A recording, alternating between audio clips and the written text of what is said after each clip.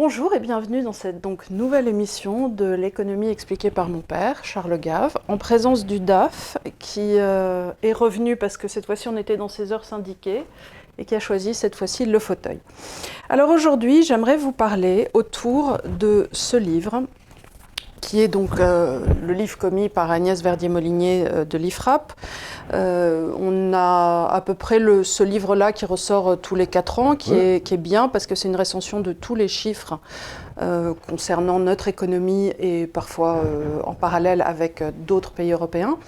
Et la première partie, c'est des petits chapitres à chaque fois, chacun retombant c'est comme une sorte de poupée russe. À chaque fois, on enlève un chapeau et on retombe dans un autre chapitre.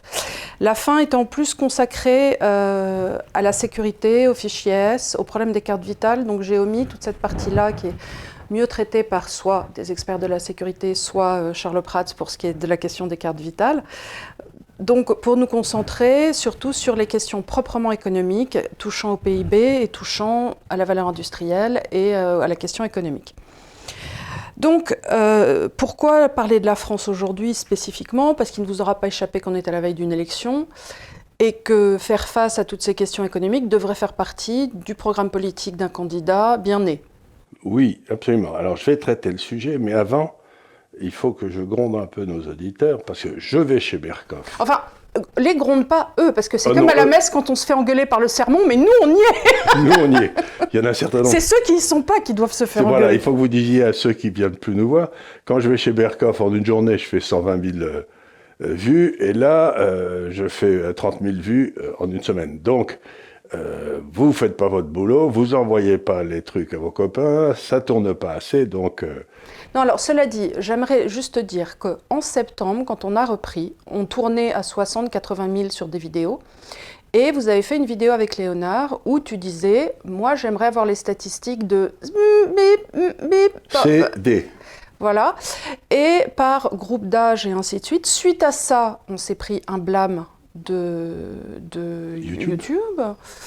Et donc suite à ça, j'ai toujours sur le bandeau de gestion qu'on a cet avertissement et je suis évidemment persuadée que ça rentre dans les algorithmes et que on est ce qu'on appelle blacklisté et que ça, voilà, que du coup on a... Bon, alors il faut proposer... Alors je sais pas combien de temps il faut pour sortir de la niche du chien. Je ne sais pas non plus. Peut-être on devrait mettre quelques trucs pour... Bon, enfin, engueule-les. Donc voilà, je suis très fâché parce que Berkoff fait mieux que nous. Donc, alors que, même si on embrasse Dédé, évidemment. Moi j'aime beaucoup Berkoff parce qu'il me fait rigoler. On est les deux petits vieux, vous savez, dans le Muppet Show. C'est Waldorf et ils ont les noms des deux hôtels, des deux Waldorf et... Vous savez, les deux petits vieux qui sont grognes quand ils regardent le théâtre en haut à gauche. Oui, c'est ça, c'est dans les Muppet Show. Donc j'aime beaucoup Berkoff, on se marre bien ensemble. D'ailleurs, ça se voit, et il y a des gens que ça agace. Parce qu'on ne peut pas parler, vous savez, en France, le monde est ainsi fait que si on parle légèrement de choses graves, on pense que vous êtes léger. Et ça, c'est une erreur intellectuelle considérable. Comme disait, il faut faire chiant. Faites chiant. Voilà, le monde est spécialiste de ça. Bon, ayant dit tout ça, je vais essayer de répondre à la question. Alors attends, parce que je ne te l'ai pas encore posée. Bah oui, mais ça fait rien, la réponse. La réponse est non. La réponse est non. Non, alors, ça a commencé par dire qu'on a tous appris à l'école que la France était 5e ou 6e de puissance mondiale. Voilà, Or, vraiment, commençons par le PIB. Alors, Charles, justement, est-ce que tu peux rappeler quelques notions d'usage sur le PIB et pourquoi c'est une mesure, comptable idiote ? D'abord, c'est une mesure comptable idiote. Je crois que maintenant, au point de vue PIB par tête, ce qui compte, parce que d'après tout, on ne peut pas mesurer des pays en fonction de leur population, ça ne veut rien dire. Je crois qu'on est 24e aujourd'hui. On est 23e. 23e. Alors, on sera 24e l'an prochain, t'inquiète pas. Voilà, on a 39 030 € par habitant de recherche nationale. En comparaison, l'Allemagne est à 46 208 €. Alors qu'il y a 20 ans, on était au-dessus de l'Allemagne, ou 30 ans. Voilà. La France n'est plus dans le groupe des 7 pays de tête, qui en moyenne sont à 63 000 par habitant. Bien, donc on s'est bien pété la gueule. Alors... Et la Commission européenne, selon la Commission européenne, le pouvoir d'achat des Suisses est deux fois supérieur au pouvoir d'achat français. Ben oui, et ce qu'il y a d'amusant, c'est que, on va commencer par là, le poids de l'État dans le PIB suisse est à 30%, et le poids de l'État dans le PIB français est à 60%. Donc c'est peut-être pour ça qu'ils sont 2 fois plus riches que nous. n'en tirons pas de conclusion hâtive, mais toutefois, c'est un élément intéressant à noter dans nos comparaisons. Après, il faudrait regarder le système fiscal, les redistributions. Alors, quand vous calculez votre richesse à vous, ce que vous faites, c'est que vous prenez vos actifs. La maison, la voiture. La maison, la voiture, l'épargne, les trucs, et puis vous enlevez votre dette. Combien vous avez emprunté, si vous avez emprunté. Et puis, vous vous dites, mes actifs nets, c'est ça, quoi. Mais c'est pas ça ce qu'on fait dans le PIB. Dans le PIB, ce que vous faites, c'est beaucoup plus malin que ça, c'est que c'est un flux. Vous essayez de mesurer les flux, pas le stock. Là, ce que je viens de décrire, c'est on mesure le stock de la richesse. En ce qui concerne le PIB, vous mesurez les flux. Combien a été créé cette année de richesse en France? C'est pas le même but. Ça rapproche en fait du salaire. Voilà, quel est le salaire moyen en France? Enfin, combien la France gagne par tête de pipe? Vous calculez d'abord la richesse créée par le secteur privé. Et ça, c'est pas difficile, puisque le secteur privé crée des valeurs ajoutées. D'ailleurs, s'il perd de l'argent, en général, il disparaît. Donc, en solde, il crée des valeurs privées. C'est ce qu'on appelle, mettons, c'est pas vraiment le profit, mais mettons, ça ressemble, quoi. C'est la valeur ajoutée. Vous ajoutez toutes ces valeurs privées. Ça, on sait les calculer, on a tous les éléments, c'est le PIB du secteur privé. Et ensuite, on rajoute le PIB, la richesse créée par le secteur public. L'embêtant, c'est que personne ne sait calculer la productivité d'un travailleur. Quelle est la productivité d'un instituteur? Elle est probablement très élevée. Ça dépend de l'instituteur, ça dépend des élèves. Mais enfin, on ne sait pas calculer la productivité d'un instituteur. Non, impossible. Tu peux juste calculer les heures, tu peux juste... Enfin, les heures le passé et tout, mais... Donc on ne sait pas calculer la productivité dans le secteur privé, donc on ne peut pas calculer les valeurs dans le secteur public, donc on ne peut pas calculer les valeurs ajoutées. Alors ce qu'on a décidé dans la grande sagesse, c'est qu'on allait dire que le PIB du secteur public, c'était les salaires payés par le secteur public. Donc, si tu es un politicien habile, du style de M. Sarkozy par exemple, pendant une crise, tu embauches plein de fonctionnaires qui vont rester là pendant 30 ans après, hein. Et le PIB monte. Et tu dis, regardez, j'ai réussi de façon magnifique, le PIB n'a pas baissé. Mais vous vous rendez bien compte que c'est une imbécilité, parce que comme notre budget n'est pas en équilibre, cette embauche des fonctionnaires a été payée par de la dette, mais qui n'apparaît pas dans le PIB. La seule chose qui apparaît dans le PIB, en négatif, c'est le service de la dette. C'est-à-dire combien ça te coûte d'avoir emprunté. Ça vient en négation, en négatif, c'est normal.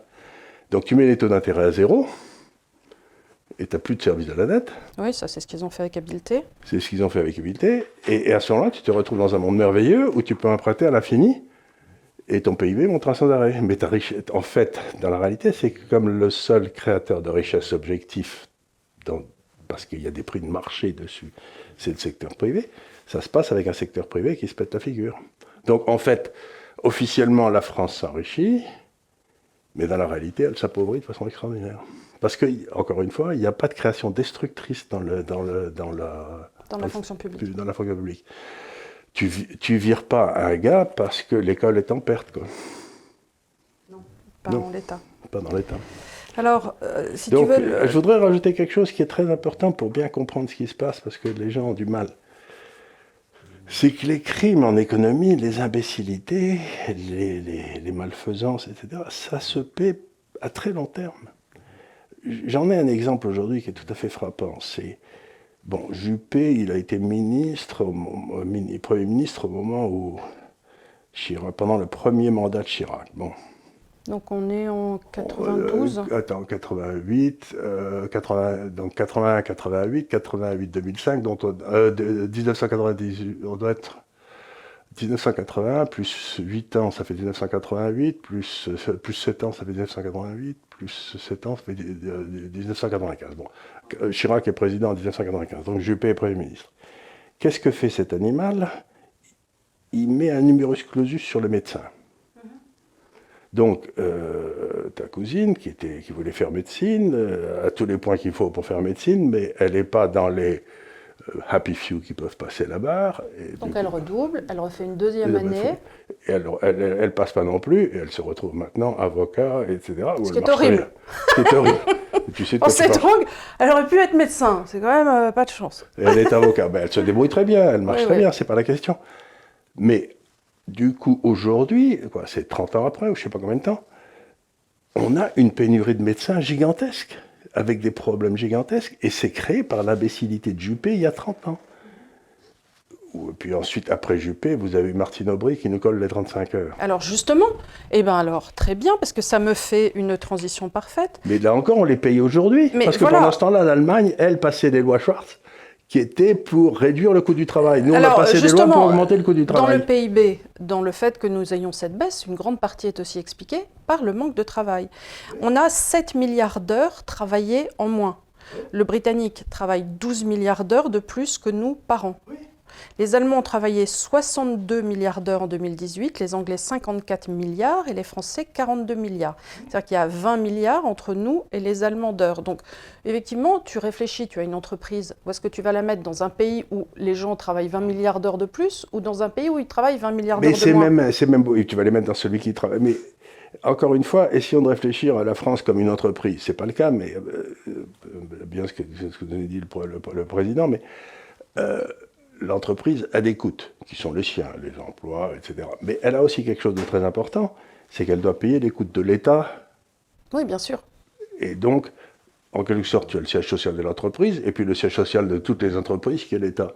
Mais si le siège social de l'entreprise France est 10 ou 15 points de PIB de plus que l'entreprise allemande, ben c'est les entreprises françaises qui payent, personne d'autre, parce que ce n'est pas les fonctionnaires qui vont payer.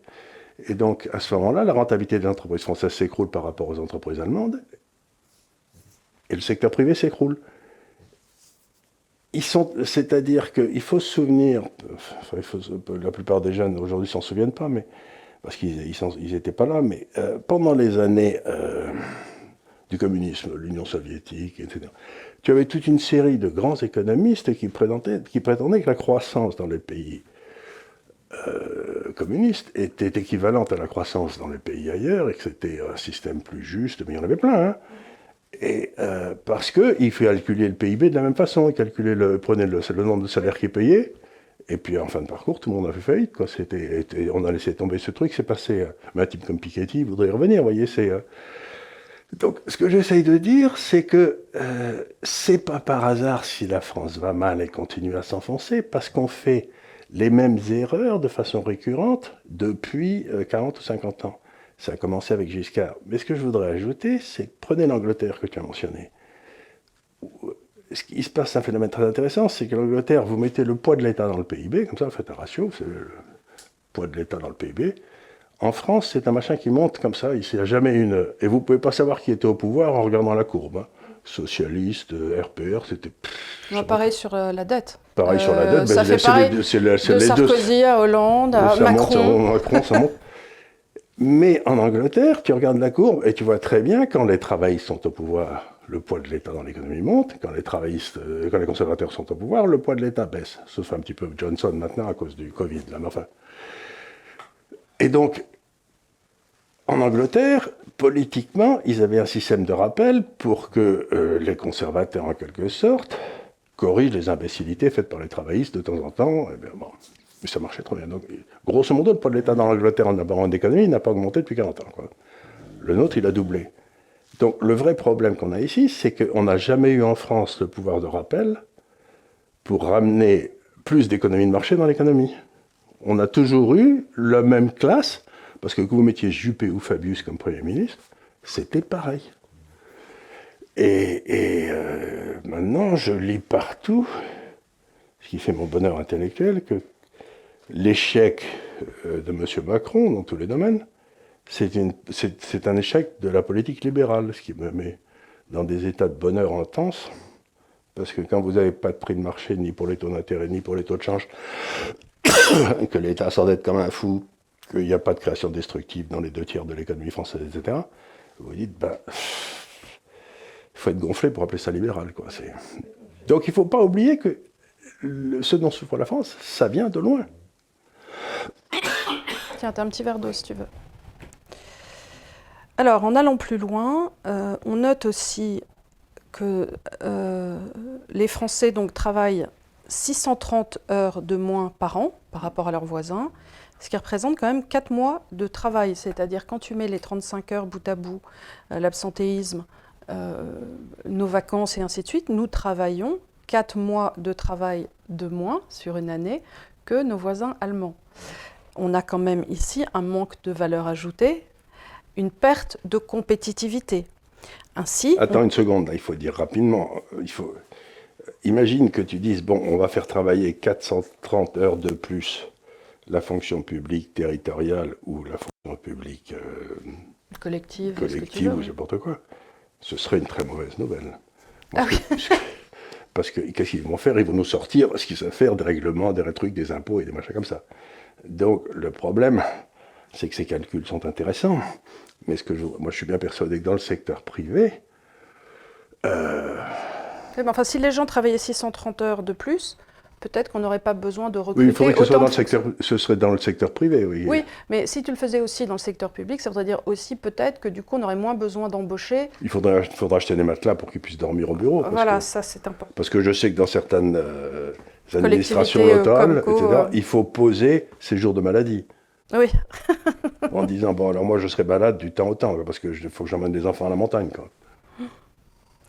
Nous avons aussi 2 millions d'emplois en moins dans l'industrie que l'Italie, par exemple. Là, on a 3,1 millions de salariés en France dans l'industrie contre 7,2 en Allemagne.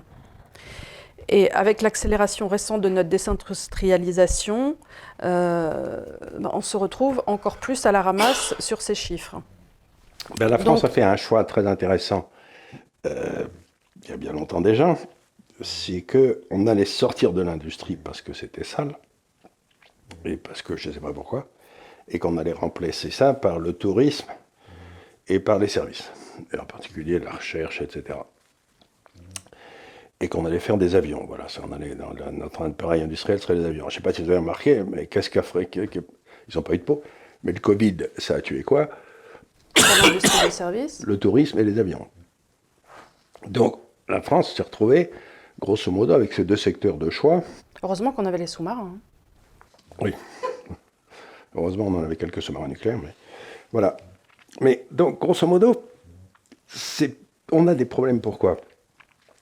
Parce que les hommes politiques ont décidé, dans leur grande sagesse, qu'ils savaient quel secteur favoriser pour les 20 ans qui viennent. Donc, ils ont donné des subventions, des trucs, des machins. Mais aussi bien, la croissance française aurait été très forte s'ils s'étaient occupés de personne, s'ils avaient baissé les impôts sur le secteur productif, et on serait peut-être les plus gros vendeurs de cassoulet au monde aujourd'hui, avec une balance commerciale excédentaire. Je veux dire, ils savent ce qu'on doit produire, et ils ne font absolument pas attention à ce que le marché demande que ce soit produit.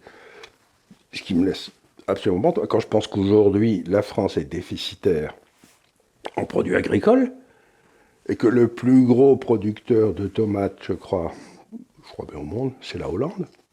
Oui, parce qu'ils ont ces serres immenses où ils font leurs toutes petites roses et qui chauffent. Oui, bah oui. Ils vont peut-être avoir des problèmes avec le prix de l'énergie prochainement. Mais, donc, en fait, ils ne peuvent pas. Par exemple, dans la région d'Avignon, je parlais à un paysan à côté de la maison, et il me disait que le prix d'un certain nombre de choses qu'il produisait était tellement bas que ça ne valait même pas la peine de payer les gars pour le ramasser. Oui, c'est ce qui se passe avec les cerises en France. C'est ce qui se passe avec les cerises, etc. Ils ne les ramassent plus. Donc, à cause des parce que le prix du travail est tellement élevé que... Et donc, on a créé une espèce de monstre. Et la France, je crois, si je ne me trompe, est le pays en Europe qui a les impôts de production les plus élevés. C'est-à-dire qu'on prend l'entrepreneur... Et on va commencer à le taxer tout de suite, avant qu'il ait produit quoi que ce soit. Par exemple, en Russie, je sais que Poutine est très méchant, et c'est affreux, mais quand vous créez une entreprise en Russie, Poutine a donné des ordres, c'est passé dans la loi, les services étatiques, impôts, tout ça, n'ont pas le droit de demander quoi que ce soit au gars pendant 2 ans. Le temps qu'il trouve ses clients, commence à être payé, à ce moment-là, il peut commencer à payer. Moi, j'ai créé ici une entreprise il y a 4-5 ans dans l'intelligence artificielle. Je n'avais pas créé l'entreprise, qu'il fallait que je commence à payer dans tous les sens, alors que j'avais toujours pas le moindre client. Donc ça met les entreprises dans une situation extrêmement difficile. Je crois que l'impôt sur la production, c'est 3 ou 4 fois plus que ça n'est le cas dans les autres pays en Europe. Donc, vous payez un gars, il touche 40 000 euros, il vous coûte 80 000, allez, à la louche. Sur les 40 000 euros, il va payer, allez, 10 000 d'impôts, je ne sais pas combien, il va se retrouver avec 30 000. Et sur les 30 000, il va payer 20% de TVA sur tout ce qu'il achète. Ça fait de 6, donc il lui reste 24 000. Donc, moi, je paye 80 000, lui, il touche 24 000 de pouvoir d'achat, et tout le reste va à l'État. Mais qu'est-ce qu'ils en font? Qu'est-ce que j'ai comme service pour ça? Donc, alors les gens me disent, il faut baisser les impôts de production. Je dis, très bien, baissons les impôts de production, mais vous allez augmenter sur quoi? Parce que c'est pas comme si on n'avait pas de déficit budgétaire, quoi. Aujourd'hui, on est un petit peu... Donc, ce qu'il faut, c'est baisser les dépenses de l'État. Mais il n'y a jamais un qui a fait ça. Donc rappelons effectivement que on en a parlé un peu il y a 2 semaines, parce que c'est sorti que le déficit commercial est à 82 milliards. Mais bien sûr. Là où l'Allemagne, elle, est en positif à 183 milliards d'euros. Voilà. On importe de l'Allemagne quand attendez, même. Attends, je t'arrête là, parce que qu'est-ce qui se passe? Nous, on a nos 83 milliards. Donc, la BCE, il faut, encore une fois, il faut s'arrêter une seconde et réfléchir. Une balance des paiements, c'est ce que j'ai déjà expliqué à une ou deux reprises ici, ça s'additionne à 0. C'est pour ça que ça s'appelle une balance. Donc, si tu as moins en balance commerciale, ça veut dire que tu as des capitaux qui rentrent pour faire l'équivalent. Bon. Donc, ça veut dire que si on a moins 83, moins 84, on a plus 83 ou 84 de capitaux qui rentrent pour financer ça. Pendant un petit moment, ça a été le Qatar ou l'Arabie Saoudite, mais depuis 2-3 ans, c'est la Banque centrale qui imprime de l'argent. Donc on imprime du pognon pour nous ramener là, à 0. Donc en quelque sorte, notre déficit extérieur est financé par la BCE. C'est bien. Mais qui est en face de la BCE? En fait, c'est la Banque centrale française qui achète les obligations pour le compte de la BCE et qui les garde en France. Donc ça veut dire que si l'euro disparaît, on doit de l'argent à personne, puisque c'est à la Banque centrale. Alors en fait, j'ai lu donc, dans le livre, et c'est une vraie question, qu'à la question... Alors là, tu parlais de mettre en face de la balance commerciale, mais dans the big scheme of things, il y a la dette aussi. Oui. Notre dette, donc voilà. Mais c'est-à-dire que maintenant, pour te donner un exemple, la dette de tous les pays européens, depuis 2 ans, a été achetée par la Banque centrale. Tout. C'est-à-dire que les marchés, ils n'avaient rien, et personne n'aurait acheté de la dette française à 0. Non, non. Si, la BCE l'a fait. Ouais. Donc on a monté un système qui est un système complètement imbécile, qui est complètement interdit dans tous les traités d'ailleurs, c'est que la Banque centrale finance le déficit budgétaire, ce qui permet d'avoir un déficit extérieur. Alors ça, c'est ce que tu rappelais, que la France est effectivement championne du monde de cotisation. En impôts, taxes et contributions en 2019, on en comptait 483. Donc tu as une boîte... Plus que de fromage. Ouais, voilà. Selon les données... Moi, je regardais une feuille de paie récemment. Moi, quand j'étais jeune pion à Toulouse, ma feuille de paie, c'était une petite feuille comme ça, il y avait marqué salaire, puis on m'a enlevé un petit peu pour la sécu, puis c'était terminé. Quoi. Aujourd'hui, je crois que la dernière feuille de paie que j'ai vue, il y avait 4 pages de trucs, de contribution. Il y en avait une qui m'avait fait hurler de rire, c'était la contribution volontaire obligatoire. Oui. Il y avait un truc qui était pour financer les syndicats. Mais tu peux m'expliquer pourquoi moi je dois financer la CGT? Moi, ce qui m'horripile, c'est les trucs de formation. Parce que là, je viens de la payer. On te prend 586 € par personne par an pour faire des trucs que tu ne veux pas faire, pour faire des formations qui en plus servent à rien, et c'est obligatoire. C'est obligatoire, tu dois la payer. Et alors, je connais un gars qui fait ces formations. Il me dit, il y a 9 mecs qui les prennent, qui ne viennent pas. Oui, mais tu n'es pas obligé en plus, tu n'es pas obligé de prendre le... Alors, et surtout, tu as des organismes après qui t'appellent en disant vous avez votre crédit formation parce qu'eux veulent récupérer ces sous-là. C'est ça, oui. Donc il y a une espèce de business mollasson qui s'est fait autour de ça. Complètement faux. Complètement faux parce que tout le monde sait que ça ne sert à rien et que c'est pour faire semblant. C'est pour faire semblant. Donc je me demande combien de ces dépenses volontaires obligatoires devraient être supprimées. Ah bah, pas mal. Donc attends, donc si tu regardes les données de l'OCDE, la France a 196 impôts, soit plus du double de l'Allemagne et du Royaume-Uni. L'Allemagne en a 84 et le Royaume-Uni 86. Donc sous les mandats Macron, les impôts directs des ménages sont passés de 250 milliards en 2017 à 275 milliards en 2019, soit 25 milliards d'euros. En part du PIB, effectivement, c'est passé de 10,9 à 11,3. Et sur les entreprises aussi. Voilà,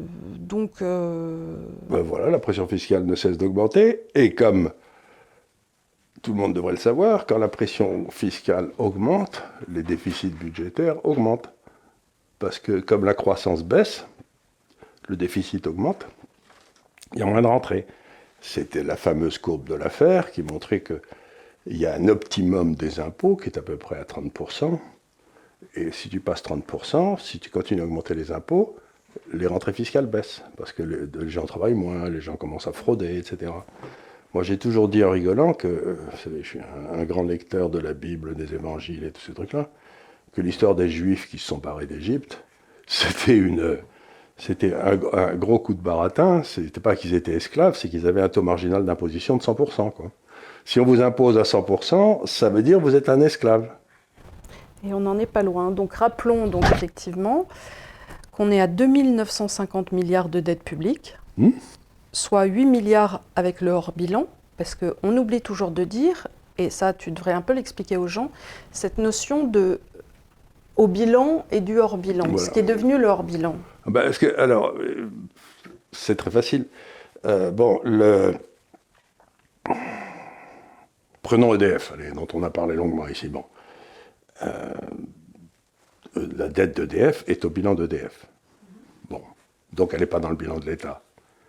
Oui, mais l'État a plus ou moins donné sa garantie. Donc, si EDF fait faillite, ça retombe immédiatement dans la dette de l'État. D'ailleurs, la même chose pour la SNCF. Ce génie de Bruno Le Maire a expliqué cette semaine qu'il n'était pas hors de question de peut-être nationaliser EDF. Voilà, ils vont pas une fois qu'ils l'ont tué, je pense que c'est urgent qu'ils le rachètent. Voilà, c'est ce que disait Reagan, qui était un type, il disait « Les socialistes, c'est pas difficile. Si quelque chose bouge, ils le taxent. Si ça ralentit, ils le subventionnent. Et si ça meurt, ils le nationalisent. » Voilà, donc là, je crois qu'on arrive à la fin du projet. C'est la lutte finale. C'est la lutte finale. On va nationaliser EDF, qui devrait faire aujourd'hui de l'argent, mais gros comme eux. Et contribuer à la balance commerciale. Et du coup, parce qu'on apporterait moins d'énergie et parce qu'on exporterait plein d'électricité très chère. Attends une seconde, c'est que maintenant qu'EDF est dans la merde, c'était l'épine dorsale, EDF, de tout le système électrique européen, puisqu'on avait des excédents. Donc dès qu'il y avait un pays qui était en déficit, tac, il tirait sur nous. Et donc, ils n'avaient pas besoin de faire une politique énergétique à long terme parce qu'on l'avait fait pour eux. Et puis ensuite, ils essayaient de nous piquer l'énergie pas chère, mais ça, c'est de bonne guerre et on s'est laissé avoir. Mais à partir du moment où EDF n'est plus en excédent, il n'y a plus d'épine dorsale dans le système européen. Et donc, on peut avoir des accidents n'importe quand.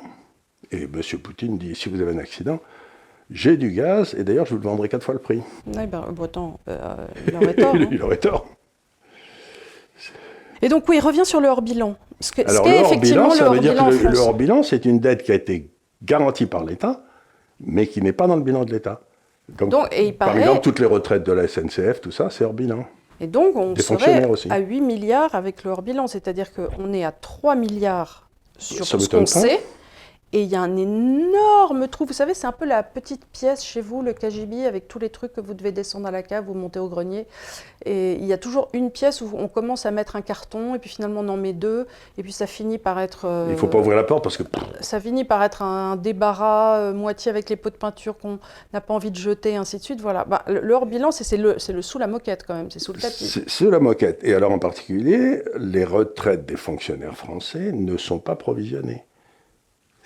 Et je peux raconter une petite histoire qui m'est arrivée. Il y a quelques années, j'avais été voir la société française à qui EDF payait des redevances tout le temps pour quand on va décommissionner les centrales nucléaires pour les détruire. C'est une énorme charge. Donc cette société avait beaucoup d'argent, donc je t'ai dit, si vous voulez que j'en gère un peu, je peux vous m'en occuper. Le type m'a dit oui, c'était une bonne idée, mais malheureusement on ne peut pas. Je ne sais pas ce qui s'est passé depuis, parce que Sarkozy nous a dit ce que je vais faire, c'est que je vais lui donner un bout de papier qu'à partir de maintenant, c'est garanti par l'État. Et puis, je vais faire passer tout votre pognon, je vais le faire passer dans le budget, comme ça, on restera sous les 3% de Bruxelles, tu vois. Et je m'étais dit, mais ça va, on est bien géré, les gars.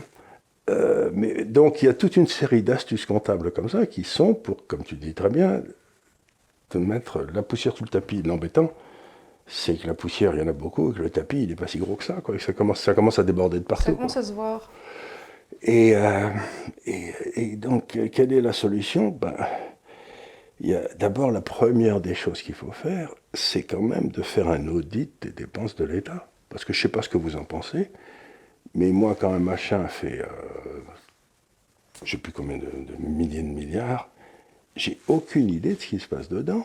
Quand je reçois ici Charles Pratt qui m'explique qu'il y a des fraudes de 53 milliards à la Sécu, je me dis, mais s'il y a des fraudes de 53 milliards à la Sécu, qu'est-ce qui doit se passer ailleurs, quoi? J'imagine qu'il doit y avoir 100 milliards de fraudes, quoi. Comment dire? Réellement, c'est que vous avez une corruption qui s'est installée dans ce pays qui dépasse l'entendement. Celui qui gérait les retraites, là, qui n'a pas réussi d'ailleurs quoi que ce soit, là, l'espèce de double maître, je crois qu'il avait 13 retraites de l'État. Comment un type peut-il avoir 13 retraites de l'État? Alors chacune d'entre elles était petite. Oui, mais enfin, les petits ruisseaux font les grandes rivières au bout d'un moment. Mais 13 retraites de l'État, comment il avait fait, je ne sais pas. Et donc vous devez avoir des gars, j'avais mentionné ici il y a quelques années aussi les retraites de Hollande. C'était Monsieur Hérault. Monsieur Hérault, il devait toucher, je ne sais pas, 350 ou 400 000 euros par an de différentes retraites variées. C'est-à-dire que si je devais prendre ça, si je voulais avoir moi 350 000 euros de retraite pour moi, il faudrait que j'ai un capital d'à peu près 40 millions d'euros. Donc je disais, il faut imposer M. Hérault sur son capital implicite de 40 millions d'euros. Et la première réforme qu'il faut faire, c'est dire un fonctionnaire, quelqu'un qui travaillait dans le secteur public, n'a droit qu'à une retraite. C'est tout. Il n'a pas droit à 13 retraites. Il ne peut pas travailler 2 heures ici, 3 heures là, une année mais attends, ici. c'est dur ça, parce que de nos jours, bon, d'accord, les jeunes qui arrivent, moi j'ai entendu ça toute ma vie, n'auront pas de retraite. Mais au-delà de ça, tu peux imaginer par exemple que, je sais pas, tu commences un métier, ça te plaît pas, tu en changes. Je sais pas, par exemple, tu commences par être community manager, puis après tu fais des études, finalement tu deviens avocat. Si tu as fait. Si tu as fait, mais si tu as fait. Mais si tu peux avoir une retraite d'avocat, une retraite de médecin si tu as fait médecine, etc., et une retraite si tu as été médecin dans le service public. Parce qu'en fait, c'est des points que tu cumules. C'est des points que tu cumules, mais tu ne peux pas cumuler dans 13 régimes de retraite différents, quoi. Ça me paraît complètement une histoire de fou, quoi. Alors, une autre question qui était évoquée donc, dans les livres dont nous parlons aujourd'hui, c'était qui détient la dette en question. Alors, j'ai vu passer, ça et là, il y a effectivement un mois, des grandes questions qui disaient « Nous sommes détenus à hauteur de XXX par la Chine ». Alors, ça n'est pas possible de dire ça, parce que, en définitive, 50% de la dette est détenue par la BCE, l'autre 50%, personne ne le sait vraiment. Non. Donc, il y en a une partie qui est détenue, on sait ce qu'il y a dans les caisses de retraite, les 1800 milliards qu'il y a dans les retraites, dans les assurances vie. Ça, alors, on sait que la Chine détient 4%, simplement 4%, à mon avis, pas plus que le Qatar. De la dette des US. Nous, combien elle détiendrait, je ne sais pas, mais de là tout de suite à avoir l'idée conspirationniste que la Chine détiendrait, en imaginant qu'elle détienne 10%, parce que l'idée, pourquoi elle détiendrait plus que les États-Unis? Pourquoi elle détiendrait plus que les États-unis? Je ne vois pas pourquoi. En plus, elle se mettrait en Deutschmark. Elle ne va pas acheter de la dette française. L'idée, les gens disent oui, c'est pour pouvoir avoir un levier dans les négociations, mais je ne vois pas ce qu'elle aurait à dealer avec nous, qu'elle aurait besoin d'un levier de cela. Non, mais seulement ça, mais en plus, si vraiment on a...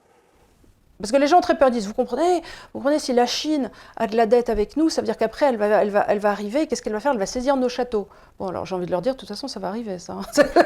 Ils n'ont pas besoin de les saisir, ils peuvent les acheter. Ils peuvent les acheter, donc... C'est comme, déjà, ils ont acheté plein de vignobles dans le Bordelais, donc... Mais ça ne me gêne pas des masses, parce que...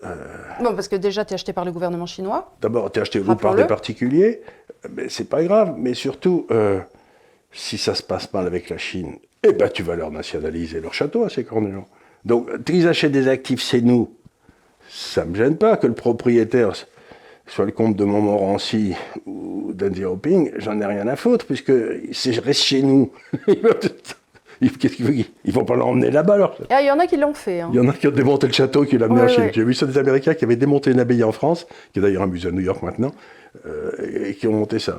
Ça a dû leur coûter les yeux de la tête. Et tu imagines, il faut tout numéroter. Ah oui, tout numéroter. Mais d'abord, je conseille d'aller voir ça. C'est un musée sur le Moyen-Âge chrétien. C'est à New York. Il est dans le haut de New York. Il est sublime. Ça, il faut aller le voir, celui-là.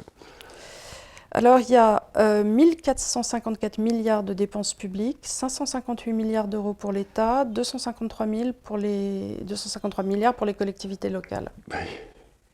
Ça, c'est là où on voit ça très bien, parce qu'on avait fait les collectivités locales pour décentraliser et pour faire baisser les dépenses de l'État en haut. Les dépenses de l'État sont restées les mêmes, mais on a coché, on a mis une nouvelle couche ici. Alors maintenant, je peux annoncer aux lecteurs, aux auditeurs qui vont être très très contents, je suis sûr, que l'étape suivante du projet, c'est maintenant de coller, on va nous coller à des dépenses de l'État européen. Oui, bien sûr. Bah, c'est la grande idée quand même. C'est la grande idée. Et donc, en aucun cas, on ne va baisser ni la couche numéro 2, ni la couche numéro 3. Donc, on va avoir une troisième couche de dépenses qui va arriver et qui vont devoir payer. Je peux pas attendre les cris de joie, quoi. Donc, enfin voilà, c'était pour dire que dans le véritable état de la France, là, on est... Alors attends, parce que en ouverture, j'aurais aimé revenir sur le papier que tu as commis cette semaine sur les singes et les banquiers centraux, parce que avec cette histoire de dette, donc on a établi, je pense, qu'on était quand même dans un état économique précaire. Mais on n'est pas dans un état économique précaire, on est dans un état économique désastreux parce qu'on ne respecte plus aucun prix. Il n'y a plus d'économie libre en France. On est dans le même état que l'Union soviétique en 1985, 4 ou 5 ans avant qu'elle tombe. Aujourd'hui, je retrouve le même phénomène que ceux que je voyais en URSS à l'époque. Et je raconte toujours cette histoire. C'est que j'étais à Londres en 87-88. Je suis un coup de téléphone d'un ami qui était à la Banque d'Angleterre et qui me dit « Oh là là, ça va très mal en Russie ». Et je lui dis « Pourquoi donc ?» En Union soviétique, il me dit c'est pas difficile. On commence à recevoir à la Banque d'Angleterre, comme paiement, des lingots d'or qui sont encore frappés aux armes du tsar. C'est-à-dire qu'ils étaient arrivés tout en bas de la pile d'or qu'ils avaient à la Banque centrale d'Union soviétique. Et il en restait ceux qui étaient là depuis la nuit des temps, donc ils avaient enlevé tous ceux qu'eux, ils avaient mis dans l'Union soviétique, et puis il restait les... Donc ça voulait dire qu'ils n'avaient plus d'or. Donc ça veut dire que l'Union soviétique allait sauter. Alors j'ai fait toute une série de papiers en disant que l'Union soviétique allait sauter 2 ou 3 ans avant. Mais je crois que la France, si on faisait la même chose, on serait en train de trouver ceux de Louis XVI, quoi. Donc là, objectivement, n'importe quel candidat qui va se retrouver à la présidence de la République va être confronté à des mesures économiques draconiennes. Draconiennes. Ce dont on va se rendre compte, c'est que pas un candidat, et c'est même pas souhaitable d'ailleurs, ne va virer 10, 15, 20% des fonctionnaires. À ce stade, non, bien sûr que non. Parce que pour les pauvres gens, ils ont été de bonne foi, ils se sont fait embaucher, donc il n'y a pas de raison de les virer. Donc il faut trouver une façon de faire baisser le coût des fonctionnaires par rapport au PIB, quoi. La seule façon qui existe, ce serait d'évaluer le franc français un bon coup, pour que les fonctionnaires soient payés en francs français. Donc ils prendraient une chute du niveau de vie, mais ils ont une telle hausse de leur niveau de vie compte tenu du risque qu'ils prennent depuis 30 ans que... Et puis les entrepreneurs qui vendent à l'exportation gagneraient de l'argent et puis feraient sortir les fonctionnaires les uns après les autres en les embauchant, quoi. Ça serait...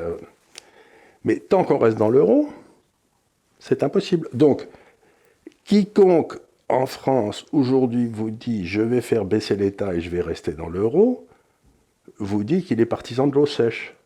Non, moi, ça n'existe pas. Ce que j'ai vu dans les programmes des uns et des autres, outre des mesures de protectionnisme qui ne fonctionneraient pas vis-à-vis de l'Europe, comme de dire mettre en avant les produits français, ainsi de suite, c'est interdit. Donc ça ne passerait pas. Mais au-delà de ça, c'est interdit légalement.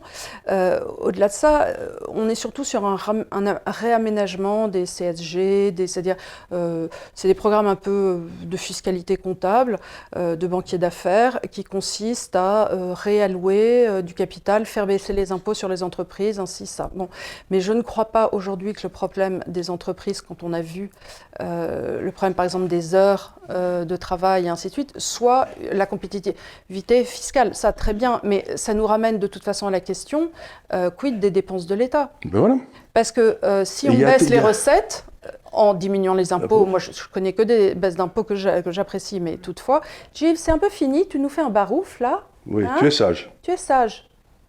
Écoute, enfin. Ça fait 2 heures qu'il se lèche là comme s'il n'y avait pas de lendemain. Voilà. Donc il s'agirait aussi de réfléchir en termes de faire la même chose avec moins. Et quelque part, réarranger la misère, comme moi je vois dans les programmes économiques, c'est pas ça qui va permettre... Arranger les transatlantiques sur le pont du Titanic, c'est pas une bonne idée. Pour l'instant, tous les programmes que je vois, c'est un peu ça, c'est de dire, et encore une fois, tant qu'on ne se confronte pas à la reprise d'une souveraineté que nous donnerait notre liberté monétaire, et ça n'est pas une marotte que de dire ça. Parce que les gens vont dire encore, oui, Charles Gave, il omnubile sur l'euro, ainsi de suite. C'est juste que c'est la seule chose qui marche.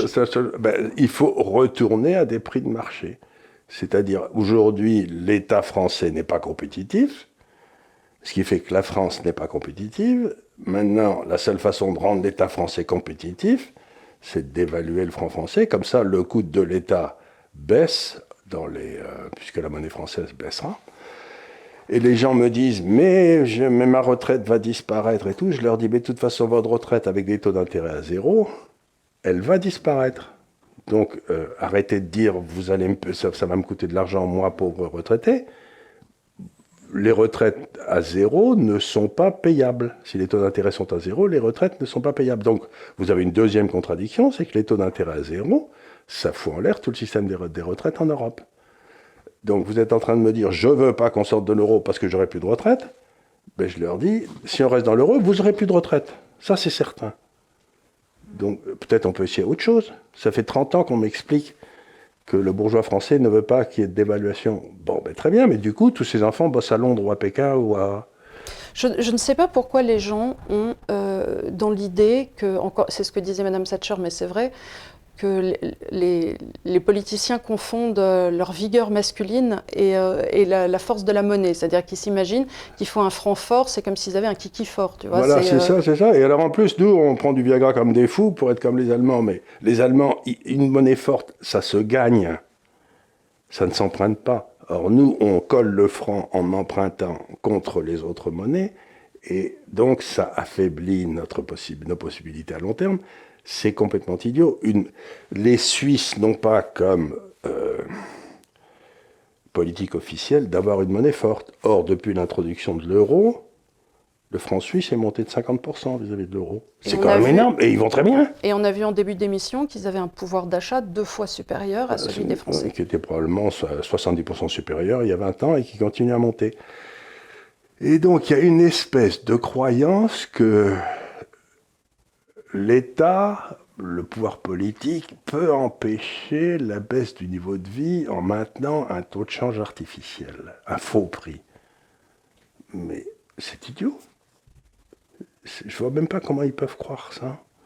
C'est comme de dire « je veux du pain bon marché » parce que c'est nécessaire pour le pauvre qui achète du pain, mais je veux que la farine soit chère. Parce que c'est bon pour le paysan. Ben non. Vous pouvez pas avoir de la farine chère et du pain bon marché, quoi. C'est ce qu'ils essayent de me dire. Et celui qui paye dans ces contradictions, c'est l'entrepreneur, et du coup, la France s'enfonce. Donc, c'est comme de faire courir des athlètes et de leur coller 40 kilos sur le dos contre ceux qui n'ont rien. Ben, ils vont pas gagner le marathon. Hein. Oui, il s'agirait... Là, on n'est même pas sur une question de gagner le marathon, on est juste sur une question de survie. Écoute, je voulais parler un peu des masses monétaires, ainsi de suite, mais je me rends compte qu'on est à 43 minutes. Et comme dans les chiffres, les gens regardent 20 minutes, je me dis que ça ne sert à rien qu'on fasse des émissions trop longues non plus. Trop longues, très bien. Ben, écoute, voilà. C'est très bien. Non, mais l'idée de base de cette réunion, c'était quand même de dire... Donc, si vous voulez trouver les chiffres... Les problèmes dont souffre la France ne viennent pas que de Macron. Non, ça a commencé Ça a commencé avec Giscard. Donc ça remonte à quasiment maintenant 40 ou 50 ans. Et c'est une espèce de dérive lente, mais qui ne s'est jamais arrêtée. On est toujours allé dans la même direction. Eh bien, si vous et du coup, on n'a jamais eu les périodes de nettoyage qu'a eu l'Angleterre, qu'a eu l'Allemagne, quand il fallait prendre des décisions difficiles. On n'a jamais pris des décisions difficiles. Donc, la masse des problèmes deviennent cumulatifs. Si on traite pas le problème A et qu'on commence un problème B, on ne le traite pas le problème A, on va se retrouver avec AB, puis ensuite on rajoutera C. On l'a vu avec les lois Aubry au moment de 35 heures. Si on n'avait pas eu l'euro, à ce moment-là, on aurait eu un décrochage de compétitivité et une baisse de notre balance commerciale. On aurait réajusté le tir. On a eu une baisse de compétitivité, on a eu une baisse de notre balance commerciale, mais on est resté avec le front là-haut. Donc, ça ne s'est pas vu en pratique. Donc, on n'a pas réajusté le tir comme on aurait pu le faire si on avait gardé le franc, parce qu'on aurait vu les prix, on aurait vu, et les entrepreneurs, et donc l'État à terme, aurait réajusté. Comme c'était sous l'euro, on n'a jamais tiré les conséquences de la loi Aubry, et aujourd'hui, on se retrouve avec 4 mois de travail, de différence en jours par rapport à nos voisins, ce qui nous rend ultra non compétitifs. Et ce qui est dramatique, c'est qu'on a essayé d'insuffler aux Français que le travail était une mauvaise chose. C'est-à-dire que là, c'est ce que font exactement en disant, maintenant, il faudrait travailler... Encore moins. Oui, 32 heures, séparer le travail, partager le travail pour que tout le monde en ait. Je ne comprends même pas. Basé sur quoi? Ça ne marche pas comme ça, la compétitivité. Sauvy disait déjà dans les années 30, quand il y avait eu ça, ou Bastia, quand il y avait eu les ateliers nationaux, etc., que c'était une imbécilité, quoi, que le partage du travail, ça ne marchait jamais. Mais ça fait rien, c'est une idée. Je vois pas, par exemple, avec qui je pourrais partager mon travail. Non, et si tu es un chirurgien cardiaque infantile, tu en as un par hôpital, qu'est-ce qu'il va faire? Sortir de l'opération en disant qu'il a 32 heures? Pareil comme ils ont fait pour les forces spéciales. Ah non, je suis désolée, les gars, on est syndiqués. Là, on a fait nos 35 heures. Ou l'Europe qui veut nous coller, permettre les syndicats dans l'armée française. Oui, c'est ça. J'ai fait mes 35 heures, je suis désolée. Là, on va se boire une petite bière. Les mecs, ils sont en commando en Afghanistan. Qu'est-ce que tu vas faire? Non, mais bon. Non, mais donc, on est dans un monde de la règle. Ils ont essayé de remplacer la loi de l'offre et demande par des règles étatiques. Ben, c'est ce qu'avait voulu faire l'Union soviétique aussi. Remarque, dans un pays où plus de la moitié de la population est fonctionnaire, effectivement, là, tu peux envisager un partage du travail. Quand tu es là à remplir des cases sur des préformats CERFA C2612, tu peux envisager de faire 1 heure de moins dans ta semaine. Tu as une de tes cousines, les filles de Gabriel, qui travaillait dans les services publics, je ne sais plus où, je crois plus ou moins dans les services secrets français, je ne sais pas quoi. Et elle vient de donner sa démission parce qu'elle n'en pouvait plus de ne rien faire. Elle trouvait que c'était dégradant. Elle trouvait qu'arriver au bureau et regarder sa montre pendant... C'est horrible. C'est affreux. C'est horrible. C'est dégradant à un point qui dépasse l'entendement. Donc le travail n'est pas dégradant, c'est l'absence de travail qui est dégradant. C'est l'absence d'utilité. C'est l'absence de sentir qu'on ne sert à rien. On ne sert à rien parce que du coup, ta vie n'a plus aucun sens. Si tu te dis que ce que tu fais n'a pas de valeur, qui tu es, tu ne te définis plus. C'est difficile. Donc cette espèce de lutte sournoise contre... la beauté du travail, la France se définissait par ce qu'on appelait la belle ouvrage, c'est-à-dire, je ne sais pas si vous savez, mais par exemple, il y avait des compagnons qui se baladaient partout en France et ils faisaient des chefs-d'œuvre et vous aviez des chefs-d'œuvre de Charpentier, etc., qui étaient admirables. Bon, mais cette espèce d'amour du travail bien fait, c'était la caractéristique des Français, c'est pour ça qu'on avait la meilleure cuisine, etc., et on a réussi à dire non, tout ça c'est très mal, il faut aller chez McDonald's. Mais non, c'est affreux. Détruire un pays en détruisant la valeur travail. Voilà, écoutez, j'espère qu'on ne vous aura pas trop déprimé. Si vous voulez vraiment aller au fond des choses pour les chiffres qui sont donnés, je vous recommande ce livre. Il y a encore une fois une troisième partie qui est plus axée sur la sécurité, mais la première partie, moi j'ai bien aimé sur les chiffres parce que c'est des chiffres bruts et il n'y a pas vraiment d'interprétation autre à en tirer. Voilà, c'est des faits. Ça, c'est pas mal. Et écoutez, j'espère que vous avez passé quand même une bonne émission et on vous retrouve la semaine prochaine. Probablement, on parlera des masses monétaires et ce sera une émission un peu plus financière. On fera la somme de cet article-là et de celui que tu vas écrire. Voilà. Merci beaucoup. Oui, j'ai oublié de vous dire, nous allons bientôt refaire le studio. Histoire de vous proposer quelque chose d'un peu différent parce que ça va faire 1 an et demi qu'on est dans cette décoration. Donc vous allez voir, ça va changer un petit peu. J'espère que vous ne serez pas trop surpris. On va faire quelque chose peut-être d'un peu plus moderne avec des micros fixes dans lesquels on parlera et une table centrale. Voilà, donc Et à n'oubliez venir. pas d'aller sur, Oui, sur Instagram, sur Twitter, sur sur le partout. nouveau journal, sur tout ça. Ah oui, sur le nouveau journal. Sur le nouveau journal. Et donc ne soyez pas surpris quand la décoration va changer. J'espère que vous aimerez et vous nous ferez part de vos commentaires. Merci beaucoup et encore à bientôt.